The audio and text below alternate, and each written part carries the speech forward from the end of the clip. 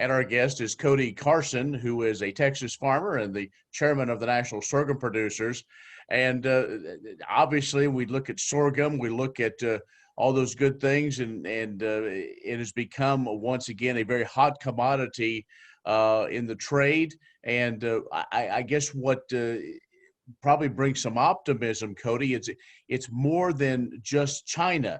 Worked very hard to find those other markets because we all know sometimes China's all in or sometimes they're all out. Well, it's just like with any commodity, and I don't know any farmer that's a monoculture. You know, we all have eggs, several eggs in our basket, and that's the problem with counting on China so much. Is while they're a great market for U.S. sorghum, you hate to put all your eggs in one basket.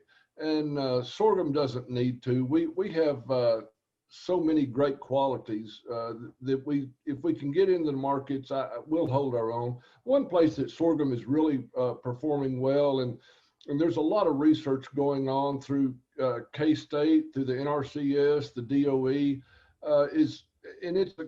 it's kind of a buzzword, but sorghum has been on the edge of this for all of its life, is sustainability. You know, sorghum is a water conserving crop. It produces a great amount of carbon in the soil for what it does. It's very drought tolerant and flexible with climate. It's a very patient crop. If we're in a drought, it'll sit and wait. If we get rains, it'll perform to its maximum, whereas some other crops don't fit that mold as well. So it's a great fit for most of us farmers in the Central Plains. I just think sustainability, while the urban people are using that as a buzzword, we as farmers have been doing it for centuries and for generations. We want to be sustainable. And as the Ogallala continues to decline and other aquifers, we have to be cognizant of best use for all of our surface water. I think that sorghum is just a natural fit. And if we can get the qualities of this commodity spread and get everyone to understand the benefits of it, I think sorghum has a bright future ahead of it. Well, let's talk about that. You brought up the sustainability word and trying to find the right traits. And that's one thing that's happened over the last at least dozen years or almost dozen years is more emphasis and more dollars have been committed to research to grow, in a sense, a better sorghum plant.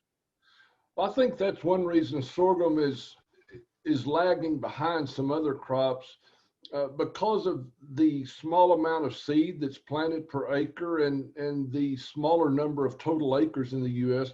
The research dollars just have not been spent to develop the sorghum plant as we've seen in corn and cotton and even soybeans to a lesser degree. There's just a huge potential there with breeding, and especially with the CRISPR technology that's come along. It allows some genes to be not edited, but to be accentuated or turned on or off. And I think that the most exciting thing probably in sorghum is the over-the-top herbicides that are now coming.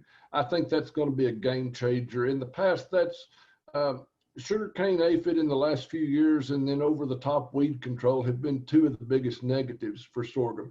And we're addressing both of those issues, you know, as we speak, getting those behind us. Well, Kody, we appreciate the update and good luck as you work through this whole pandemic situation, leading one of the ag commodity groups. So we look forward to continuing these conversations and talk about the good things going on in the world of sorghum. So thanks for your time. Glad to be with you as always. Thanks, Ken. Kody Carson, who is a Texas farmer and the chairman of the National Sorghum Producers, has joined us. Stay with us. We'll have more in just a moment.